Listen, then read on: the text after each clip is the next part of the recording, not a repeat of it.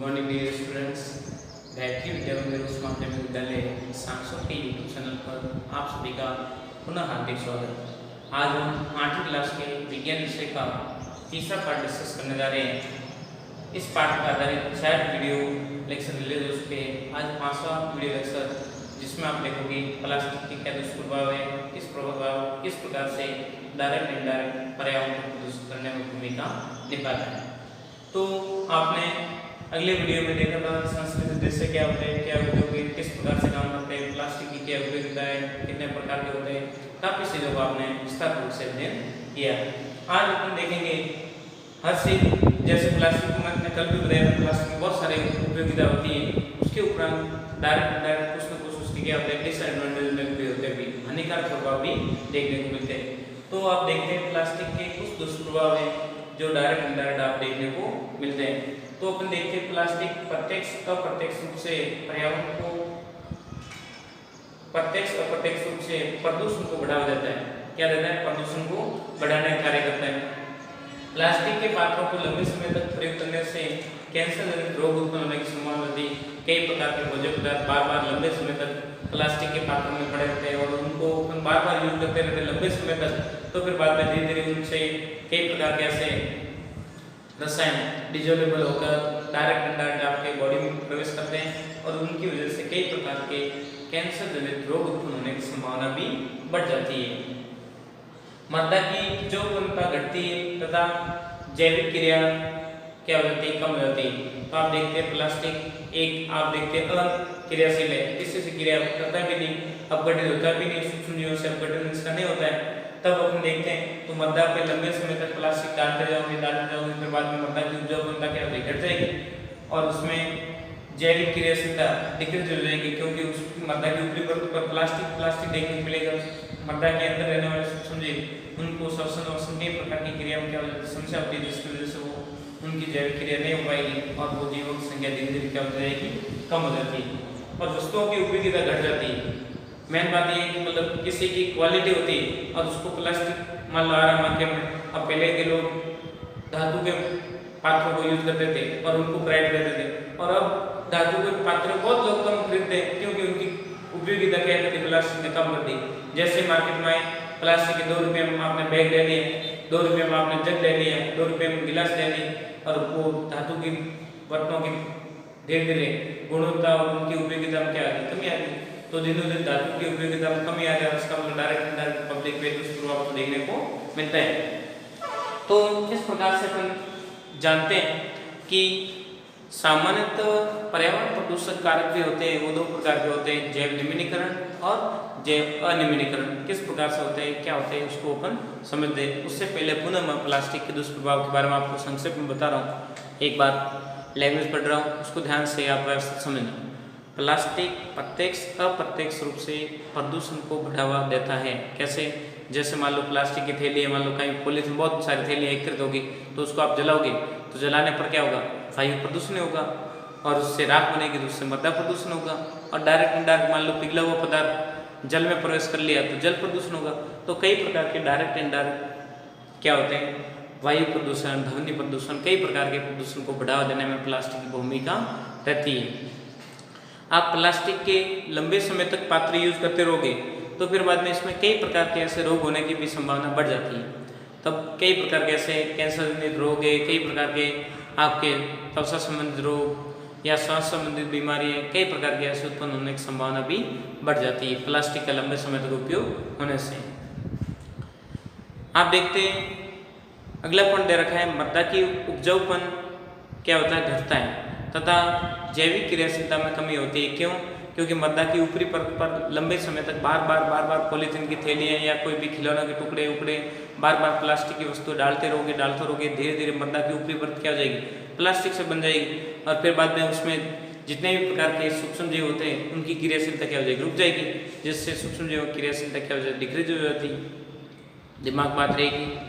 उसके बाद में देखते हैं वस्तुओं की उपयोगिता घट जाती है। कई प्रकार की धातुओं की उपयोगिता होती है, उनकी उपयोगिता दिनों दिन धीरे धीरे उनमें क्या आ रही है, गिरावट आ रही है। और हर चीज में गिरावट आना डायरेक्ट इनडायरेक्ट सभी के लिए क्या है, हानिकारक है।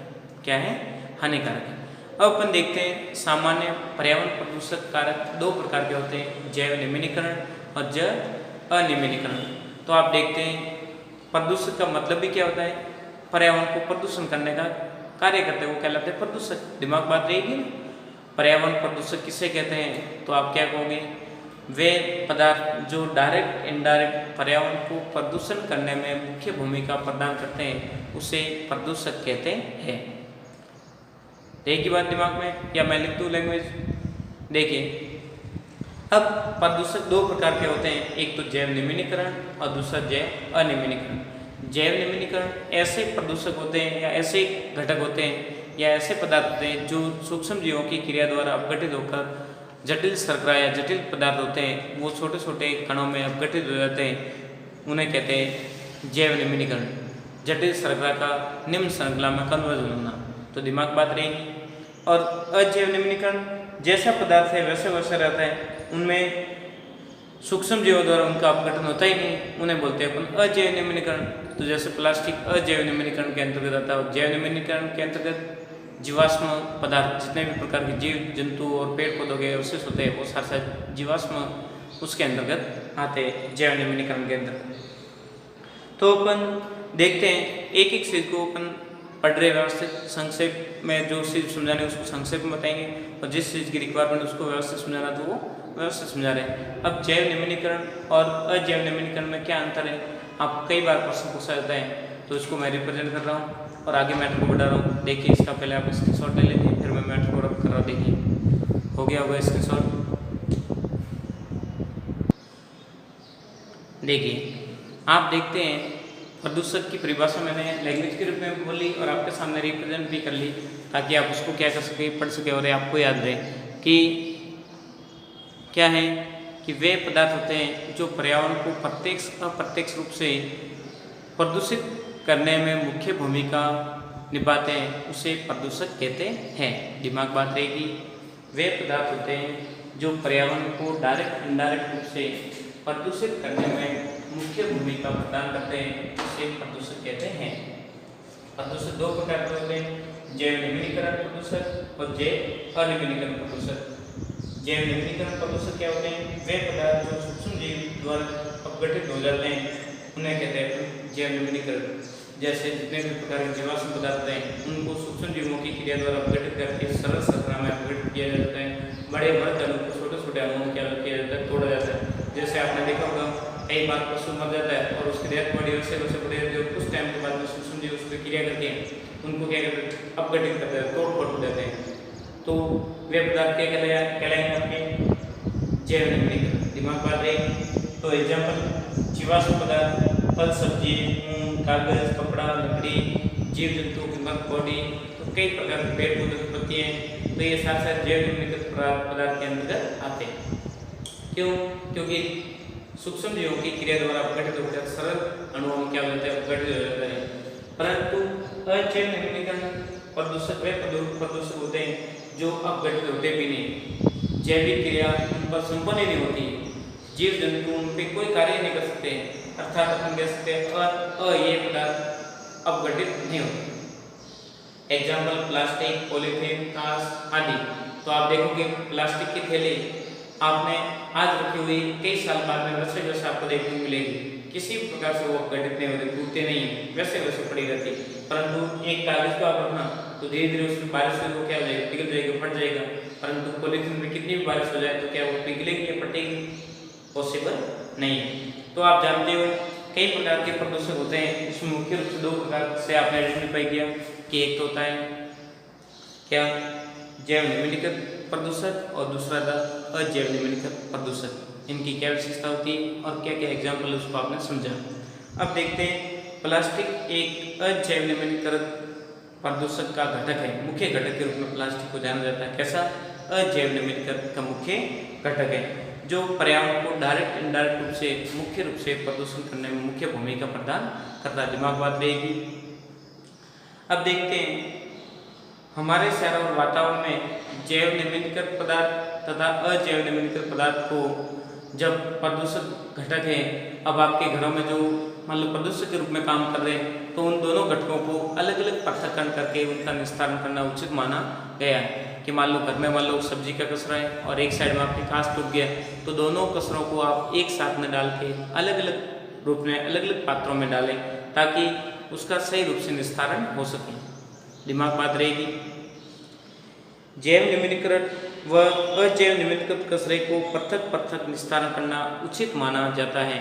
एक अच्छे इंसान के गुणधर्म होते हैं, अच्छे इंसान की विशेषता होती है कि दोनों प्रकार के प्रदूषक घटकों के तत्वों को अलग अलग पात्रों में स्टोर करके उनका निस्तारण अलग अलग विधियों से करना उचित माना गया है। जैव निम्नीकृत पदार्थ होते हैं उनको डायरेक्ट आप कृषि कार्य में काम में ले सकते हो, जबकि अजैव निम्नीकृत पदार्थ है उनको कृषि कार्य में काम में नहीं ले सकते हो।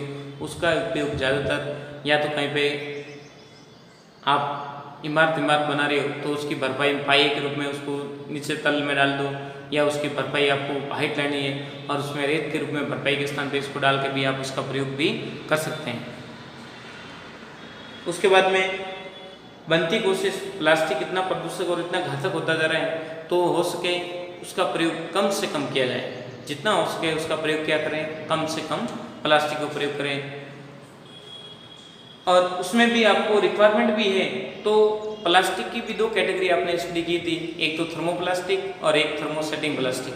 तो उसमें भी आप किसको प्रायोरिटी दोगे, थर्मोप्लास्टिक को प्रायोरिटी करोगे, वरीयता दोगे ताकि उसको पुनः बार बार अपन यूज कर सकें। और जबकि उसने आपने थर्मोसेटिंग को दे दी, एक बार आपके जो पात्र बन रखा है वो वापस किसी भी प्रकार का उपयोगी नहीं होगा, वो ओनली फॉर प्रदूषक का ही घटक होगा। तो आपको हो सके बनती कोशिश आपको थर्मोप्लास्टिक को प्रायोरिटी देने का हमेशा ट्रेंड दिमाग में होना चाहिए। अब अपन देखते हैं प्लास्टिक के निस्तारण के लिए एक वैज्ञानिक ने 4 R सिद्धांत को प्रस्तुत करने का कार्य किया। 4 R सिद्धांत क्या होते हैं, क्या उसके मुख्य बिंदु है, उसको अपन समझते हैं। फिर बाद में आपका पाठ पूरा हो जाएगा। फिर इस पाठ पर आधारित जितना भी मैटर आपको ऑब्जर्व करवाया वो डायरेक्ट इनडायरेक्ट पढ़ते रहिए। किसी भी प्रकार का कंफ्यूजन हो तो आप पूछते रहिए। देखिए इसका पहले आप स्क्रीनशॉट लो, फिर मैं मैटर पूरा करके आगे बढ़ा रहा हूँ। देखिए हो गया होगा स्क्रीनशॉट। देखिए आप देख रहे हैं प्लास्टिक एक अजैव निम्नीकृत प्रदूषक है, अतः पर्यावरण को डायरेक्ट इनडायरेक्ट रूप से प्रदूषित करता ही है। ये प्लास्टिक के प्रदूषण का मुख्य घटक है, तब ये डायरेक्ट इनडायरेक्ट रूप से प्लास्टिक पर्यावरण को क्या करेगा, प्रदूषित करेगा। आगे प्रदूषक घटकों को जैव निम्नीकृत और अजैव निम्नीकृत कचरे का निस्तारण पृथक पृथक करना उचित माना जाता है। कि किस प्रकार का कचरा है उसको दोनों को अलग अलग सेपरेट करना उचित माना जाता है, क्योंकि जो जैव निम्नीकृत पदार्थ होते हैं वो तो जल्दी अपघटित होकर एकदम सामान्य नॉर्मल कंडीशन में आ जाते हैं, परंतु अजैव निम्नीकृत पदार्थ होते हैं वो लंबे समय तक वैसे के वैसे पड़े रहते हैं।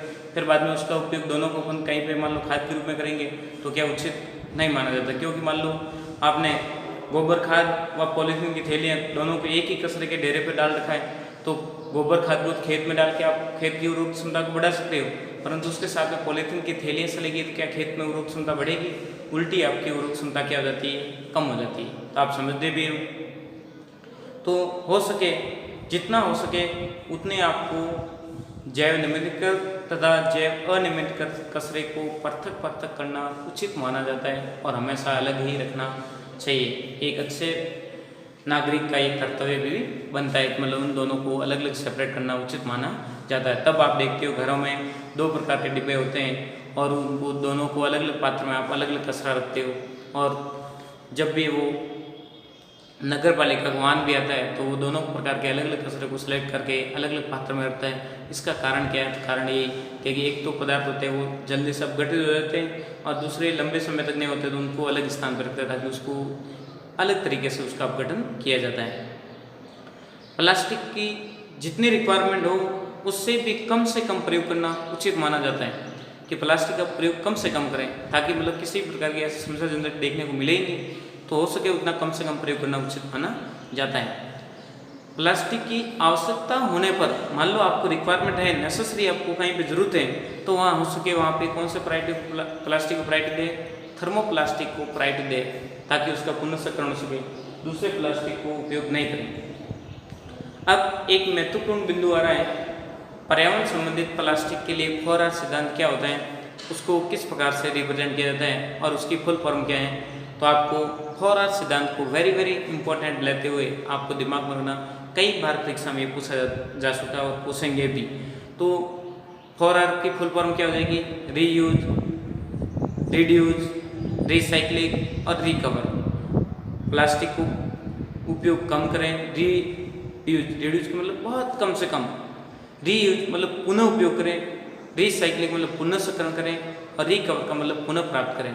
तो इस प्रकार से आपने 4R सिद्धांत को समझा, तो आपने एक एक चीज़ को व्यवस्थित समझा, डायरेक्ट इनडायरेक्ट रूप से रेसे प्लास्टिक किस प्रकार से लाभदायक भी है और किस प्रकार से हानिकारक भी है, इसको आपने विस्तार पूर्वक से इस पार्ट में स्टडी की और मैटर को आपने कवर किया।